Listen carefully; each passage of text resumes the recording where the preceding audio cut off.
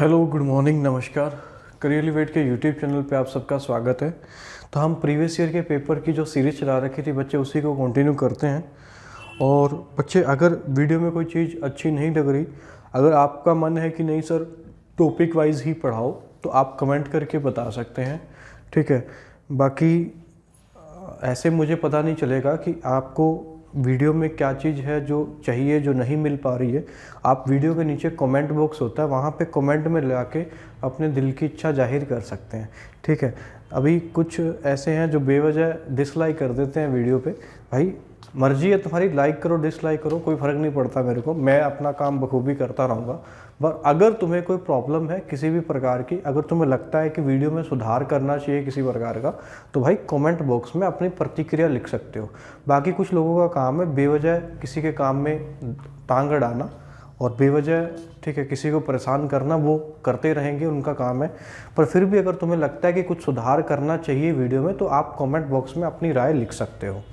तो चलिए शुरू करते हैं। पहला क्वेश्चन है भाई, हरियाणा का सबसे पुराना आकाशवाणी केंद्र कहाँ पे है? तो हरियाणा का सबसे पुराना आकाशवाणी केंद्र जो है ये रोहतक में है। और कब शुरू हुआ था? तो 8 मई 1976 को शुरू हुआ था। बच्चे पता होगा हरियाणा में केवल 3 ही आकाशवाणी केंद्र हैं। एक तो रोहतक के अंदर है जो कि हरियाणा का सबसे पुराना है, दूसरा है कुरुक्षेत्र में खुला था, और तीसरा खुला था हिसार के अंदर। ये 3 आकाशवाणी केंद्र हैं जिसमें से पुराना रोहतक है। रोहतक की डेट आपके पास आ गई है 8 मई 1976। कुरुक्षेत्र वाले की जो है वो है भाई 24 जून 1991 1991, और हिसार वाले की है 26 जनवरी 1999 1999, ठीक है। तो इस टाइम पे जो पुराना है वो सबसे कौन सा है, याद रखना, रोहतक वाला है। 8 मई 1976 वाला पुराना है, ठीक है। और दूरदर्शन केंद्र भी है हरियाणा में एक। ये भी सवाल पूछा जा सकता है कि हरियाणा में दूरदर्शन केंद्र कहाँ पे है? तो दूरदर्शन केंद्र है हरियाणा के हिसार में। और कब खुला था? तो ये खुला था भाई 1 नवंबर 2002 को। और इसका उद्घाटन करने के लिए अम्बाला में जन्मी श्रीमती सुषमा स्वराज जी, जो कि उस टाइम पे सूचना व प्रसारण मंत्री थी, सूचना व प्रसारण मंत्री, ये आई थी, है ना। कौन आए थे? सुषमा स्वराज, जिनका जन्म कहाँ पे हुआ था? तो हरियाणा के अम्बाला में हुआ था, जिसे मिक्सी सिटी भी कहते हैं। तो याद रखना भाई, हरियाणा के अंदर 3 ही आकाशवाणी केंद्र हैं, रोहतक है, हिसार है, कुरुक्षेत्र है। रोहतक वाला सबसे पुराना है, 8 मई 1976, और फिर 1991 में कुरुक्षेत्र में आया, और 1999 कहाँ पे आया? तो हिसार में आया, ठीक है। सुषमा स्वराज का याद रखना किसका उद्घाटन करने के लिए आई थी? तो दूरदर्शन केंद्र, जो कि एकमात्र है हरियाणा के अंदर, हिसार, 1 नवंबर 2002 को। सुषमा स्वराज जी के बारे में थोड़ी सी बातें कर लेते हैं कि इनका एक तो जन्म कहाँ पे हुआ भाई। इनका जन्म हुआ था अम्बाला के अंदर, 1952 के अंदर हुआ था, 1952 के अंदर। इनकी अभी मृत्यु भी हुई है हाल फिलहाल में 2019 के अंदर, 2019 में। ये उस टाइम पे मिनिस्ट्री ऑफ एक्सटर्नल अफेयर के अंदर थी, ठीक है, विदेश मंत्री थी उस टाइम पे भारत सरकार के अंतर्गत। तो मृत्यु 2019 में हुई है। और इन्हें पद्म विभूषण भी मिला है भाई, पद्म विभूषण। अरुण जेटली साहब को भी पद्म विभूषण मिला था, और जॉर्ज फर्नांडिस को भी पद्म विभूषण मिला था। इन 3 लोगों को, अरुण जेटली, जॉर्ज फर्नांडिस और सुषमा स्वराज। और एक इम्पोर्टेंट करंट अफेयर्स ये भी है कि अम्बाला शहर का जो बस स्टैंड है उसका नाम बदल के किसके नाम पर रख दिया गया है? तो सुषमा स्वराज बस अड्डा कर दिया गया है। किसके बस स्टैंड का? अम्बाला शहर के बस स्टैंड का।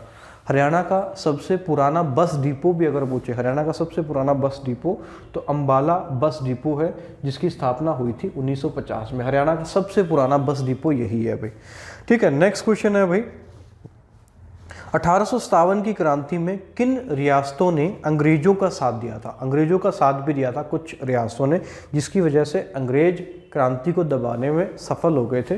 तो उन रियासतों के नाम आपको कुछ के याद रखने हैं, जैसे जींद है, नाभा है, पटियाला है।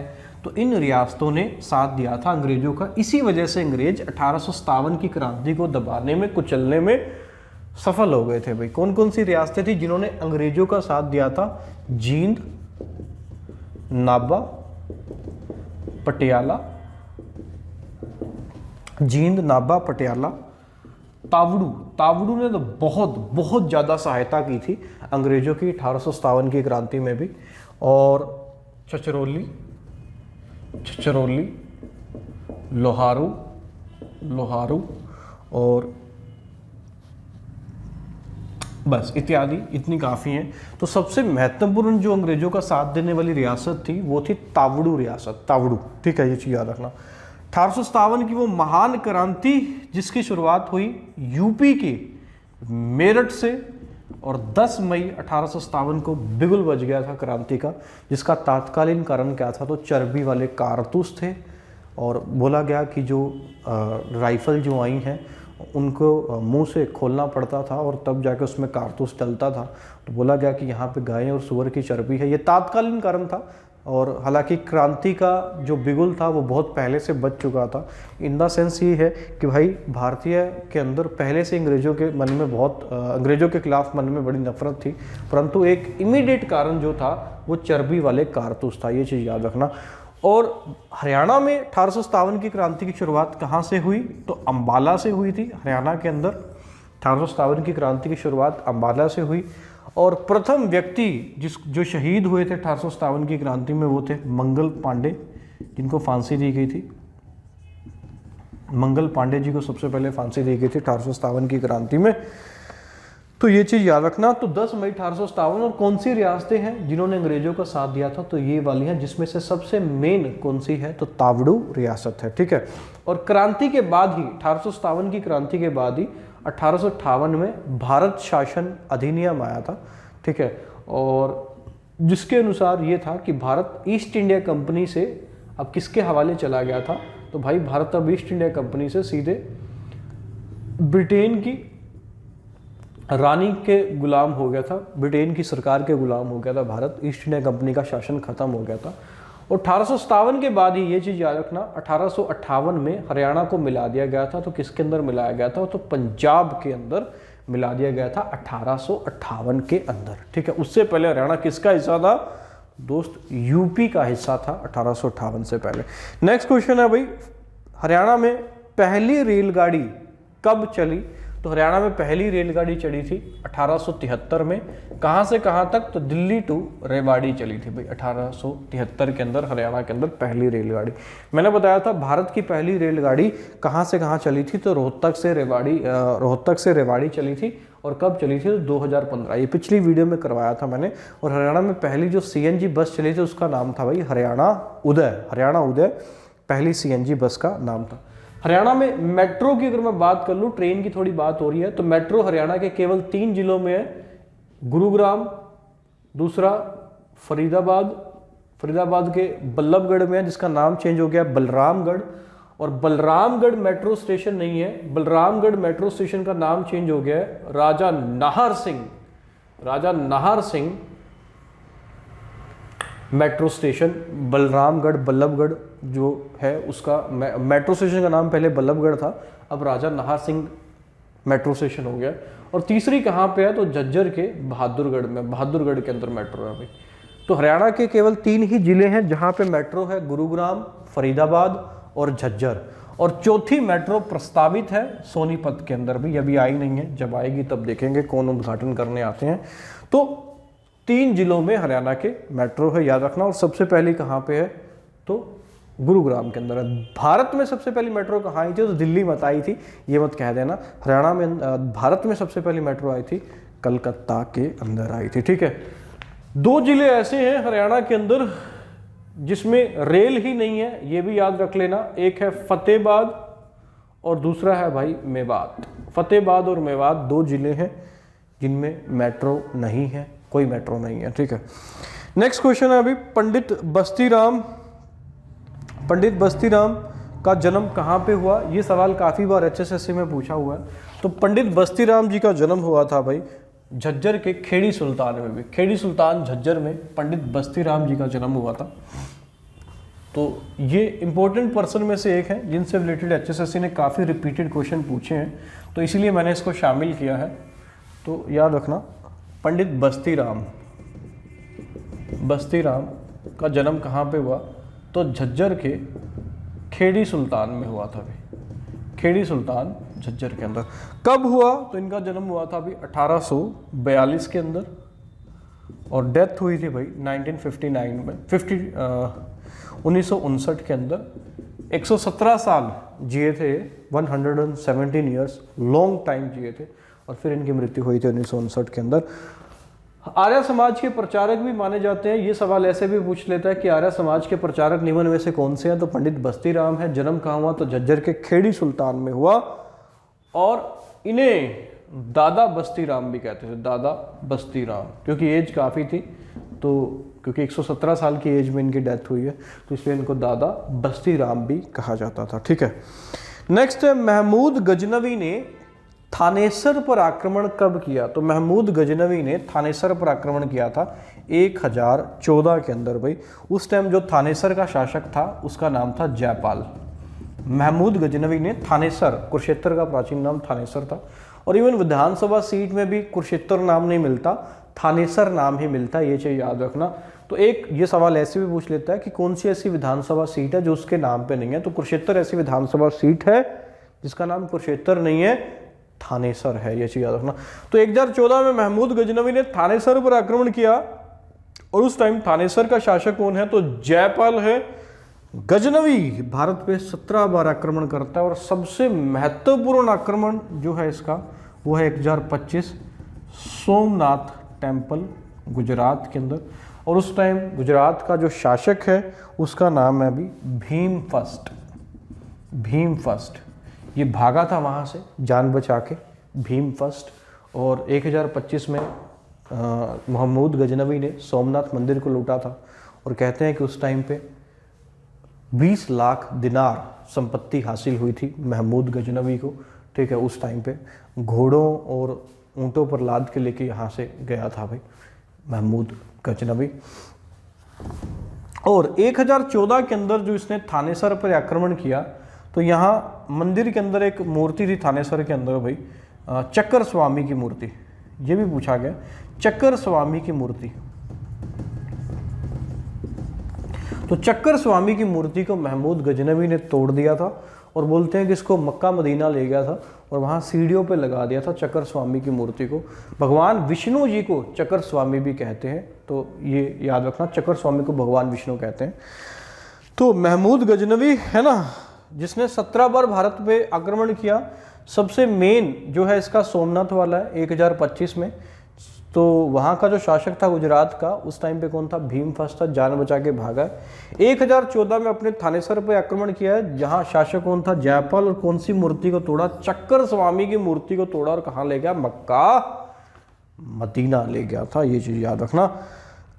यही वो लुटेरा है जिसने भारत को 17 बार लूटा है और 1014 में चक्कर स्वामी की मूर्ति को तोड़ा है। सबसे पहले इसने आक्रमण किया था 1001 ईस्वी में, ये चीज़ याद रखना, महमूद गजनवी ने भाई। ठीक है, आगे बढ़ते हैं नेक्स्ट क्वेश्चन की ओर। नेक्स्ट है अभी, हरियाणा के कितने जिले एनसीआर में आते हैं? हरियाणा के कितने जिले एनसीआर में आते हैं, ये सवाल पूछा गया है, हाल फिलहाल के पेपरों में भी पूछा गया है। तो हरियाणा के 14 जिले जो हैं ये एनसीआर के अंदर आते हैं। 14th डिस्ट्रिक्ट जो है ये एनसीआर के अंदर आते हैं अभी 14 जिले हरियाणा के। एनसीआर की फुल फॉर्म क्या है? तो नेशनल कैपिटल रीजन, राष्ट्रीय राजधानी क्षेत्र। कब बनाया गया था? तो 1985 में। इसके अंदर क्या है? यूपी भी आता है भाई, राजस्थान भी आता है और हरियाणा भी आता है। राजस्थान के केवल 2 ही जिले हैं, हरियाणा भी आता है जिसके 14 जिले हैं सबसे ज़्यादा। और पूरी की पूरी क्या भी आती है? तो दिल्ली भी आती है पूरी की पूरी, किसके अंदर? एनसीआर के अंदर आती है। राजस्थान के केवल 2 ही जिले हैं, यूपी के 8 जिले एनसीआर के अंदर आते हैं, ये चीज़ याद रखना भाई। ठीक है, 14 के 14 जिले अगर चाहते हो लिखना तो मैं लिखवा देता हूँ। सबसे पहला है झज्जर, दूसरा है भाई फरीदाबाद, तीसरा है मेवात, चौथा है पलवल, पांचवा है गुरुग्राम, नेक्स्ट है सोनीपत, नेक्स्ट है चरखी दादरी, सीडी चरखी दादरी, फिर है रोहतक, रोहतक, महेंद्रगढ़, महेंद्रगढ़, करनाल, करनाल इधर लिख रहे हैं, पानीपत, जींद, और बच गया भाई गुरुग्राम हो गया है, मेवात हो गया है, फरीदाबाद हो गया है, रोहतक हो गया है, चरखी दादरी हो गया है, भिवानी,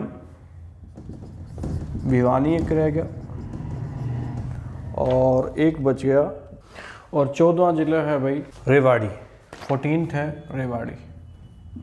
तो ये हरियाणा के 14 ज़िले हैं जो एनसीआर के अंदर आते हैं, जिसकी स्थापना हुई थी 1985 के अंदर। ठीक है, दिल्ली पूरी की पूरी आएगी, जिसे नाम दिया गया था NCT, national capital territory, national capital territory. ठीक है, नेक्स्ट क्वेश्चन है भाई, हरियाणा का कितना % हिस्सा एनसीआर में आता है? तो हरियाणा का 57% हिस्सा एनसीआर के अंदर आएगा, नेशनल कैपिटल रीजन के अंदर आएगा, ये चीज़ याद रखना।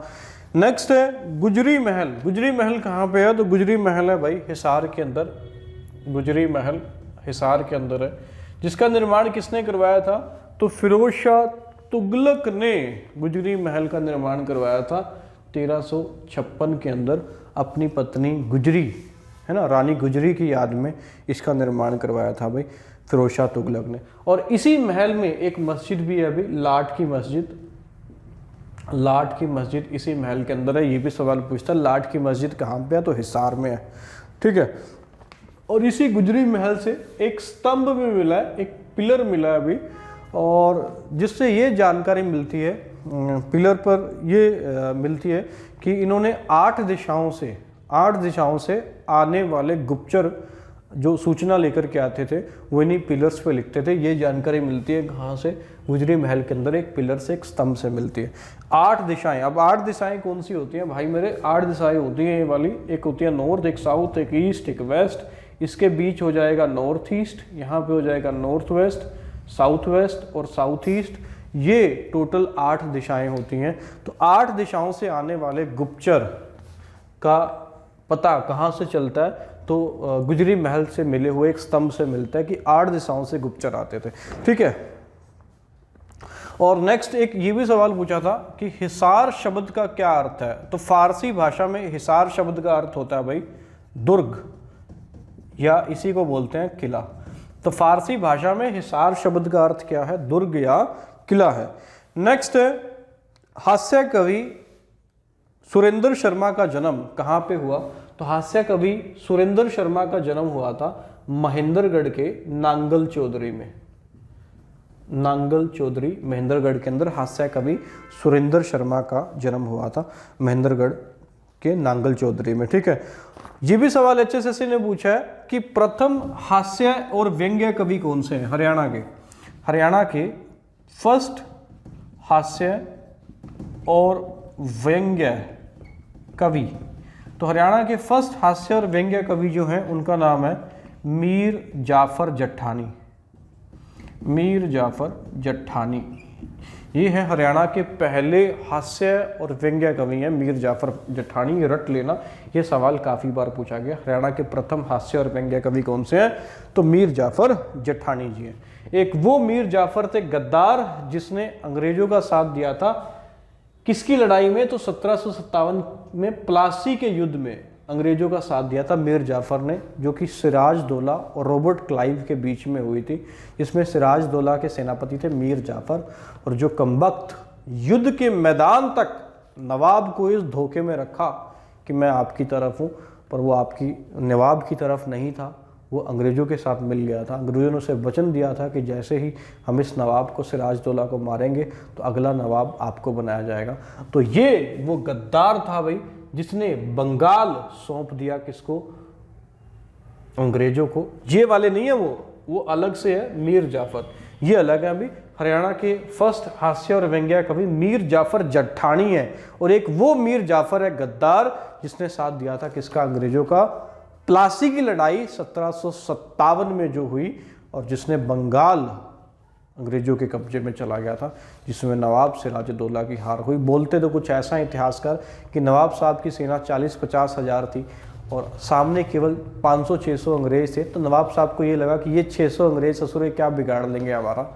तो पता नहीं था कि उन्होंने खुद आस्तीन के सांप पाल रखे हैं, खुद का सेनापति जो है वो उनकी तरफ से नहीं लड़ेगा, वो तो अंग्रेजों की तरफ से लड़ेगा। तो बहुत बड़ी टुकड़ी नवाब साहब की लड़ी ही नहीं थी, और इवन बोलते हैं कि प्लासी का युद्ध ही नहीं हुआ, बिना युद्ध लड़े ही अंग्रेज जीत गए थे, क्योंकि जो जनरल था, जो सेनापति था, वो गद्दार था भी। नेक्स्ट है, हरियाणा का शहीदी दिवस कब मनाया जाता है? हरियाणा क्लर्क के पेपर में सवाल पूछा गया है दोस्त, हरियाणा का शहीदी दिवस कब मनाया जाता है? तो पता होगा, हरियाणा का शहीदी दिवस मनाया जाता है भाई 23 सितंबर को, है ना, 23 सितंबर को हरियाणा का शहीदी दिवस मनाया जाता है। वैसे भारत का शहीदी दिवस 23 मार्च को है। क्यों है? क्योंकि 3 महापुरुष, ठीक है, भगत सिंह, सुखदेव और राजगुरु को फांसी की सजा दी गई थी 23 मार्च 1931 को, तो भारत का क्या है? शहीदी दिवस है। हरियाणा का शहीदी दिवस क्या है? 23 सितंबर, क्योंकि इसी दिन मृत्यु हुई थी किसकी? राव तुलाराम की। अफगानिस्तान के अंदर मृत्यु हुई थी भाई पेचिश नामक बीमारी के कारण। तो इन्हीं की मृत्यु के दिवस पे हरियाणा के अंदर क्या मनाया जाता है? शहीदी दिवस 23 सितंबर को। राव तुलाराम वो व्यक्ति हैं जिन्होंने 1857 की क्रांति में अंग्रेजों के पसीने छुटा दिए थे, और उन्होंने रेवाड़ी से नेतृत्व किया था भाई 1857 की क्रांति का, राव तुलाराम ने। इन्हीं के वंशज है आगे राव वीरेंद्र सिंह, हरियाणा के दूसरे मुख्यमंत्री और प्रथम पुरुष अध्यक्ष भी बने, ठीक है, राव वीरेंद्र सिंह, है ना, रेवाड़ी से थे। और इनका जन्म भी याद रखना भाई, राव तुलाराम जी का जन्म हुआ था 9 दिसंबर 1825 को रेवाड़ी में, और मृत्यु कब हुई? तो 23 सितंबर 1863 के अंदर मृत्यु हुई थी। कहाँ पे? अफगानिस्तान में। और किस बीमारी से मरे थे? पेचिश से। ये सवाल ऐसे भी पूछ लेता है कि राव तुलाराम का मकबरा कहाँ पे है? तो राव तुलाराम का मकबरा है अफगानिस्तान के काबुल में। और किस बीमारी से इनकी मृत्यु हुई थी? तो पेचिश बीमारी से मृत्यु हुई थी। 57 की क्रांति में जब भारत हार गया था तो राव तुलाराम जी कहाँ चले गए थे? तो अफगानिस्तान चले गए थे। ये चीज़ याद रखना। रेवाड़ी से उन्होंने नेतृत्व किया था। हरियाणा का पहला सैनिक स्कूल कहाँ पे खुला? तो करनाल के कुंजपुरा में खुला था भाई। ये सवाल भी बहुत बार पूछा जा चुका है कि हरियाणा का पहला सैनिक स्कूल कहाँ खुला था? तो हरियाणा के करनाल के कुंजपुरा में खुला था। और कब खुला था ये भी डेट याद रखना, 24 जुलाई 1961। फर्स्ट सैनिक स्कूल हरियाणा के कहाँ पे है? तो कुंजपुरा के अंदर है भाई, कुंजपुरा के अंदर।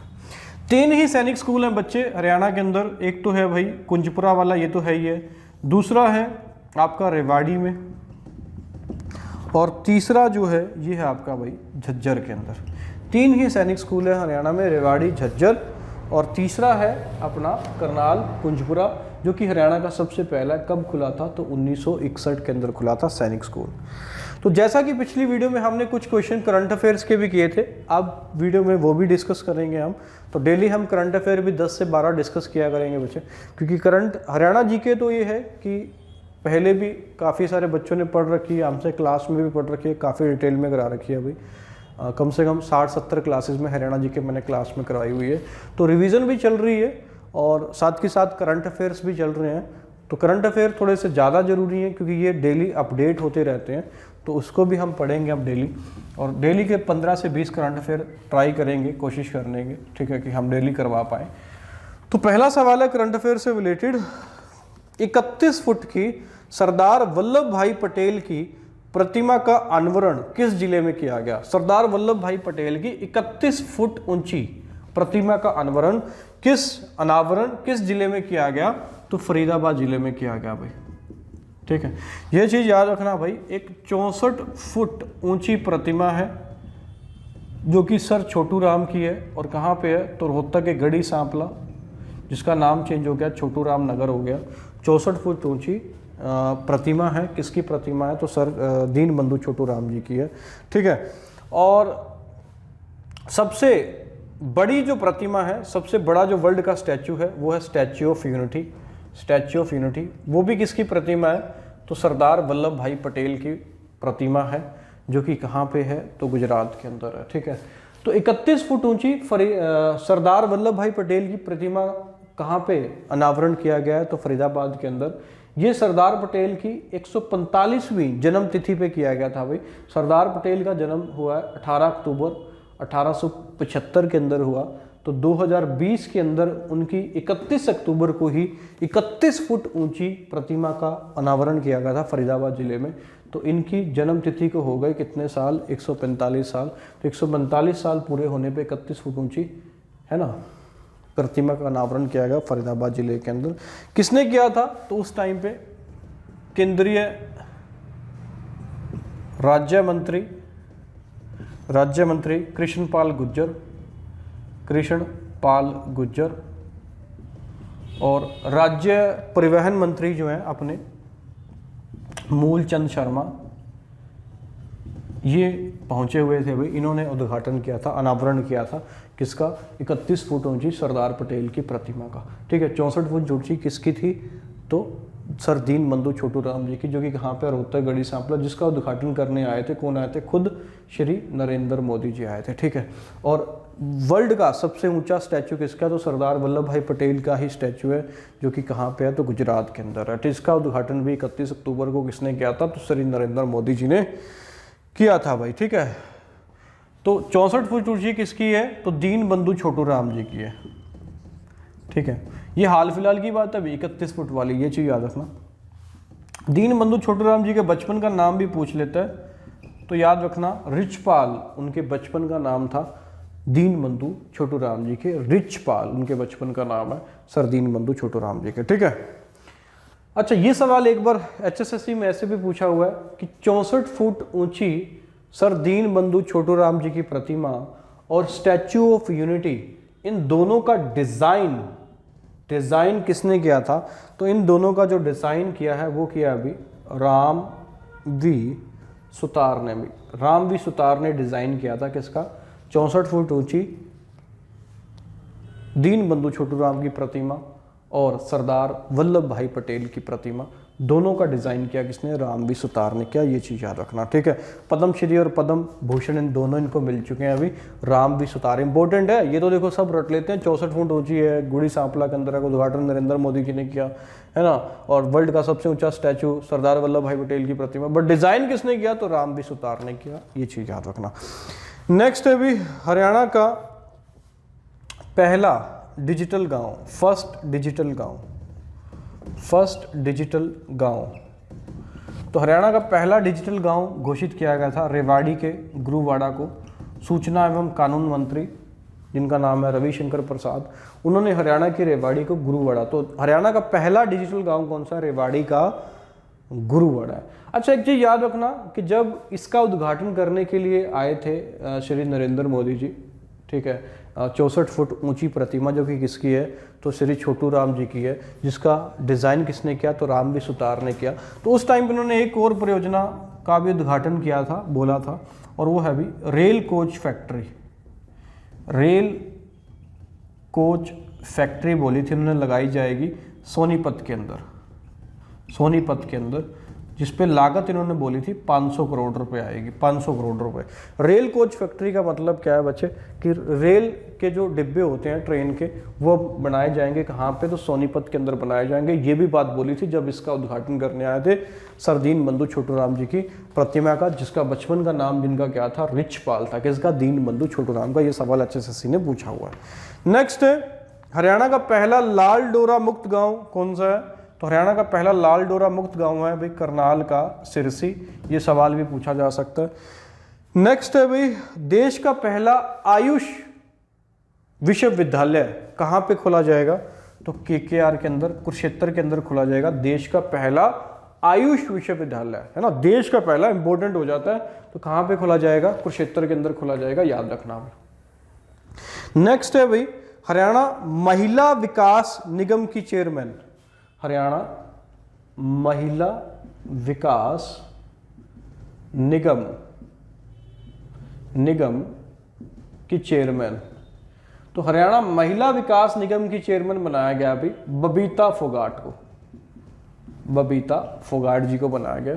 हरियाणा महिला विकास निगम की चेयरमैन बबीता फोगाट जी, नोट कर लेना। नेक्स्ट है कोरोना को महामारी घोषित करने वाला देश का पहला राज्य कौन सा है? तो कोरोना को महामारी घोषित करने वाला देश का पहला राज्य कौन सा था? तो अपना ही था, हरियाणा। देशों में देश हरियाणा, जहां दूध दही का खाना। तो हरियाणा ने ही सबसे पहले कोरोना को क्या घोषित किया था भाई? पैंडेमिक घोषित किया था, महामारी घोषित किया था। किस एक्ट के द्वारा? तो 1897 के एक्ट के द्वारा। और धारा भी अगर पूछ ले 1897 की कौन सी धारा का प्रयोग करते हुए, तो धारा 234। अंग्रेजों ने कानून पास किया था भाई, महामारी अधिनियम 1897 के अंदर। उसी की धारा 234 का प्रयोग करते हुए हरियाणा ने कोरोना को क्या घोषित किया? सबसे पहले महामारी घोषित किया था। ये चीज याद रखना भाई, ठीक है। तो हरियाणा महामारी घोषित करने वाला कोरोना को कौन सा राज्य है? पहला राज्य है, ठीक है। कोरोना के लिए जो हेल्पलाइन जारी की गई वो है भाई 108। ये जिला स्तर पे है। और राज्य स्तर पे कौन सी हेल्पलाइन जारी की गई? ये वाली भाई, ये बाकायदा कॉन्टैक्ट नंबर है, कोरोना हेल्पलाइन नंबर है। राज्य स्तर पे और जिला स्तर पे, डिस्ट्रिक्ट स्तर पे कौन सी है? तो 108 है, ठीक है। नेक्स्ट है भाई, लॉकडाउन करना कब शुरू किया था हरियाणा ने अपने जिलों को? थोड़ा कोरोना की बात करिए तो थोड़ा डिटेल में चले जाते हैं। तो लॉकडाउन करना शुरू किया था भाई 23 मार्च से शुरू किया था। और सबसे पहले 7 जिलों को लॉकडाउन किया था। उन 7 के 7 नाम लिख लो। पहला है गुरुग्राम, नेक्स्ट है भाई फरीदाबाद, फिर सोनीपत, पानीपत PNP से लिख रहा हूं, झज्जर, रोहतक, और अगला है चंडीगढ़ से लगने वाला पंचकुला। ये 7 जिलों में सबसे पहले लॉकडाउन किया गया था 23 मार्च को। और फिर 22 जिलों को कब लॉकडाउन किया था? तो 24 मार्च को किया था। भाई ये सवाल बन सकता है कि हरियाणा में सबसे पहले कितने जिलों को लॉकडाउन किया गया? तो 7 जिलों को 23 मार्च। जिलों के नाम भी याद रख लेना, क्योंकि ये भी पूछ ले सकता है कि कौन सा जिला था जिसको लॉकडाउन किया गया निम्नलिखित में से। तो आपको उस केस में जिलों के नाम भी याद होने चाहिए। और 22 के 22 जिले लॉकडाउन किए गए थे, 24 मार्च को किए गए थे, ठीक है। नेक्स्ट है, पहला मरीज हरियाणा में कहां से मिला था? तो हरियाणा के गुरुग्राम से मिला था भाई। 29 वर्षीय एक महिला थी जिसकी ट्रैवलिंग हिस्ट्री थी, मलेशिया से ट्रैवल करके आई थी।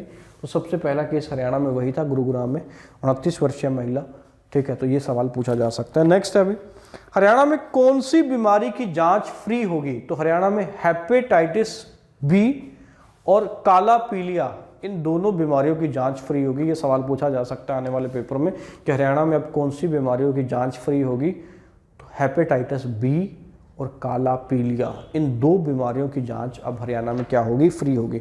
नेक्स्ट है भाई,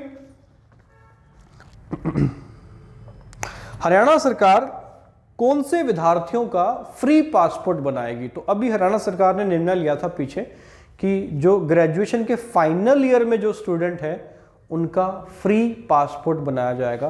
ये हरियाणा सरकार की योजना थी कि जो ग्रेजुएशन के फाइनल ईयर में है अब उनका क्या बनाया जाएगा? तो फ्री पासपोर्ट बनाया जाएगा भाई, ठीक है। नेक्स्ट क्वेश्चन है अभी, झज्जर के किस व्यक्ति को, किस टीचर को राष्ट्रपति अवार्ड मिला? भाई जैसा कि आपको पता होगा, ये थोड़ा सा समझ लेना कि देश में टीचर्स डे मनाया जाता है। टीचर्स डे हर साल कब बनाते हैं? 5 सितंबर को। तो इसी तारीख को राष्ट्रपति एक पुरस्कार भी देता है अभी, और वो है राष्ट्रपति शिक्षक पुरस्कार। राष्ट्रपति शिक्षक पुरस्कार शिक्षक को इंग्लिश में कहते हैं टीचर्स, है ना, टीचर। तो राष्ट्रपति एक पुरस्कार देता है जिसका नाम है राष्ट्रपति शिक्षक पुरस्कार। राष्ट्रपति शिक्षक पुरस्कार टीचर्स डे 5 सितंबर को मनाया जाता है, क्योंकि 5 सितंबर को जन्म हुआ था भारत के पहले उपराष्ट्रपति जिसका नाम है डॉक्टर सर्वपल्ली राधाकृष्णन जी, ठीक है। डॉक्टर सर्वपल्ली राधाकृष्णन जी, इनके जन्म के उपलक्ष्य में क्या मनाया जाता है? तो टीचर्स डे मनाया जाता है। तो राष्ट्रपति शिक्षक पुरस्कार हरियाणा के एक ही व्यक्ति को मिला, अब की बार एकमात्र व्यक्ति को मिला, और उनका नाम है अभी मनोज कुमार, जो कि झज्जर के छुड़ानी गांव से थे। छुड़ानी गांव से, झज्जर के छुड़ानी गांव से थे, जिनको मिला क्या मिला? राष्ट्रपति शिक्षक पुरस्कार मिला। और टोटल कितने आदमियों को मिला था तो ये भी लिख लेना, तो टोटल मिला था भाई 47 व्यक्तियों को, 47 को टोटल मिला था। हरियाणा से एकमात्र किसको मिला तो मनोज कुमार को मिला, जो कि झज्जर के कौन से गांव से हैं तो छुड़ानी गांव से हैं। क्या, एक बार फिर से बताता हूँ, देश में शिक्षक दिवस कब मनाया जाता है, टीचर्स डे कब मनाया जाता है तो 5 सितंबर को, क्योंकि 5 सितंबर को किसका जन्म हुआ था तो डॉक्टर सर्वपल्ली राधाकृष्णन जी का हुआ था। ठीक है, हरियाणा से एकमात्र व्यक्ति जिसको इस साल राष्ट्रपति शिक्षक पुरस्कार मिला उसका नाम है मनोज कुमार, जो कि झज्जर के कौन से गांव से हैं, छुड़ानी गांव से हैं। टोटल कितने व्यक्तियों को मिला 47। हरियाणा से एकमात्र कौन है, मनोज कुमार, जो कि झज्जर के छुड़ानी गांव से है, याद रखना। आगे बढ़ते हैं। अभी पंडित जसराज, जिन्हें स्वर सम्राट भी कहा जाता है, उनका निधन हुआ है अभी हाल फिलहाल में, तो ये सवाल पूछा जा सकता है। पंडित जसराज है ना, जिन्हें क्या भी कहा जाता है, स्वर सम्राट, का निधन हुआ 17 अगस्त 2020 को भी। ठीक है, और ये भी सवाल पूछा जा सकता है कि पंडित जसराज हरियाणा के कौन से जिले से थे तो पंडित जसराज हरियाणा के फतेहाबाद जिले से थे भी। फतेहाबाद और मेवात हरियाणा के दो ऐसे जिले हैं जहाँ पे रेलवे लाइन है, मैंने पहले भी बताया था, याद आ गया, फतेहाबाद दोबारा आया तो ध्यान रखना। फतेहाबाद और मेवात हरियाणा के दो ऐसे जिले जहाँ कोई रेलवे लाइन नहीं है, और देश का सबसे पिछड़ा हुआ अगर कोई जिला है तो वो मेवात है, ये भी चीज़ याद रखना। तो पंडित जसराज स्वर सम्राट, जिनकी मृत्यु अभी हुई हाल फिलहाल में 17 अगस्त 2020 को, जिन्हें स्वर सम्राट भी कहा जाता है, जो कि फतेहाबाद के पीली मंदोरी गांव से थे भाई। पीली मंदोरी गांव, फतेहाबाद के पीली मंदोरी गांव से थे, पंडित जसराज थे। और एक बार HSSC सब इंस्पेक्टर के पेपर में ये सवाल पूछा गया है कि इनका संबंध किस घराने से था, तो ये मेवात घराने से थे भाई, मेवात घराने से। कौन थे, पंडित जसराज जी थे, है ना। और इन्हें भारतीय शास्त्रीय संगीत के ज्ञाता माना जाता है भाई, शास्त्रीय संगीत के ज्ञाता। सवाल क्या आ सकते हैं एक बार फिर से बताता हूं कि स्वर सम्राट कौन है तो पंडित जसराज जी हैं। इनका संबंध कौन से घराने से था तो मेवात घराने से था। जन्म हरियाणा के किस जिले में हुआ, फतेहाबाद में। गांव किस में हुआ तो बोलोगे पीली मंदोरी गांव में हुआ। मृत्यु कब हुई तो 17 अगस्त 2020 को हुई। और इनका संबंध कौन से संगीत से है तो भक्ति भी कर लेना, चलो भक्ति भी है, भक्ति एवं शास्त्रीय संगीत के ज्ञाता कौन है तो पंडित जसराज हैं। ठीक है, आज की सेवा यहीं पे समाप्त होती है। आशा करते हैं कि वीडियो पसंद आई होगी। भाई अगर वीडियो में कोई दिक्कत आती है तो यार कमेंट बॉक्स में लिख दिया करो, ठीक है। अब डिसलाइक तुम कर देते हो, दिक्कत कोई नहीं है, बट बात सिर्फ इतनी सी है कि मुझे पता तो चलना चाहिए कि तुम्हें क्या चीज़ पसंद नहीं आ रही। बाकी तुम्हारी इच्छा है यार, ठीक है, तुम्हारे हाथ है, तुम जहाँ मर्जी दबाओ, है। चलिए, have a nice day and keep studying and enjoying your life. चलिए, बाय बाय, थैंक यू।